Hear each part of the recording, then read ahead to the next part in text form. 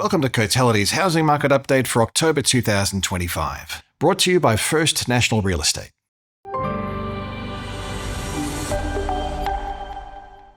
The Australian property market is gathering strength as we head further into spring, with September marking the strongest monthly gain for national dwelling values since October of 2023.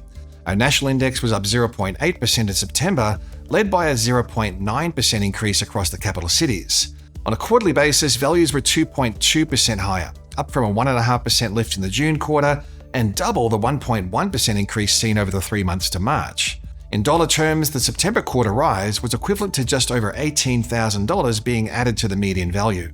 Growth has once again become broad-based, with every capital city and rest of state region recording an increase in dwelling values over the month, over the quarter, and over the most recent 12-month period. That being said, some divergence in the pace of growth is once again starting to emerge.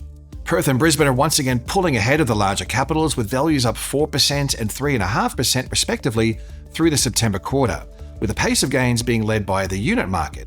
Darwin is showing an even stronger run of growth, with housing values jumping 5.9% over the past 3 months. Each of these cities continues to show a severe lack of advertised supply. The number of homes for sale at the end of September was about 53% lower than average in Darwin, 45% below average in Perth, and down 31% in Brisbane. At the same time, estimates for quarterly home sales are tracking at above average levels, demonstrating a clear disconnect between supply and demand. Home values have risen across each of the broad value tiers. However, the strongest pace of growth has rippled from the lower quartile of the market to the broad middle of the market. This is likely a reflection of increased borrowing capacity, thanks to lower interest rates, which in turn could be supporting demand at slightly higher price points. Across the combined capitals, lower quartile dwelling values were up 2.6% through the September quarter, compared with a 2.7% rise across the broad middle of the market and a 1.8% increase in upper quartile values. Moving our focus to rental markets, the national vacancy rate slipped to a new record low in September, with only 1.2% of Australian units and 1.7% of houses estimated to be vacant and available for lease in September. The renewed downtrend in rental vacancies has been accompanied by a re-acceleration in rental growth. Cotality's National Rental Index rose 0.5% in seasonally adjusted terms through September, taking the quarterly change to 1.4%, the highest since June last year. The bad news for renters, of course, is that rental listings are continuing to trend lower, tracking about 25% below the 5-year average in September.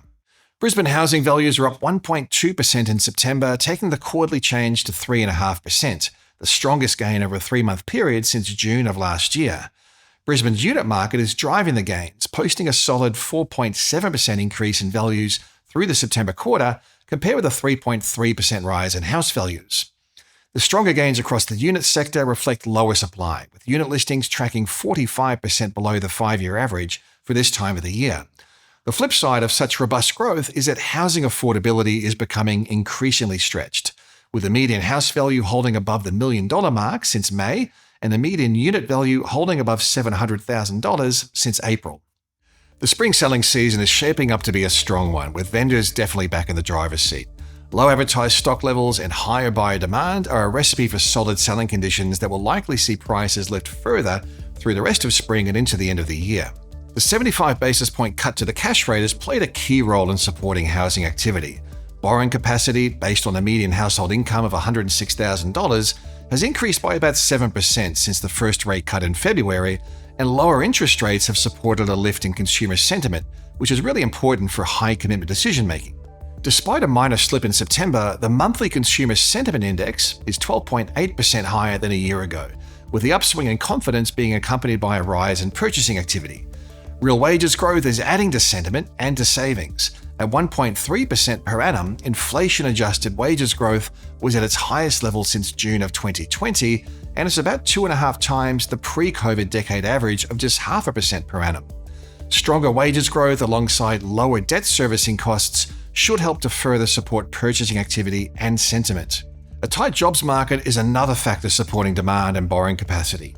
The unemployment rate held at 4.2% in August, and the underemployment rate at 5.7% hasn't been this low since 1991. Although labour markets are expected to loosen a little, the low unemployment rate and real income growth should add to support for housing demand and higher prices. With the expanded home deposit guarantee going live on the 1st of October, the opportunity to get into the market early with as little as a 5% deposit and without the added cost of lender's mortgage insurance is likely to be popular with prospective first home buyers. We expect to see higher levels of demand concentrated around the new price caps in the coming months. We could see the value of houses in well-located areas, recently unlocked by the expanded caps, surpass the new price caps quite rapidly. As at the end of September, 50% of Australian suburbs had a median house value that was at or under the new price caps, and 93% of suburbs had a median unit value at or under the new price caps. Although the outlook for housing markets is looking increasingly positive, some headwinds remain that will likely keep the rate of growth in check. Stretched affordability is arguably the most significant factor keeping a lid on value growth. Based on data to June, the median national dwelling value to household income ratio was only marginally off record highs at 7.9, with Sydney recording a ratio as high as 9.6. We also have some renewed uncertainty around the path of inflation, given a higher than expected monthly inflation indicator reading for August, which could push back the timing and extent of further interest rate cuts. There's plenty to keep an eye on as we move through spring. You can keep up to date with all our property sector analysis at the insights pages of the Cotality website.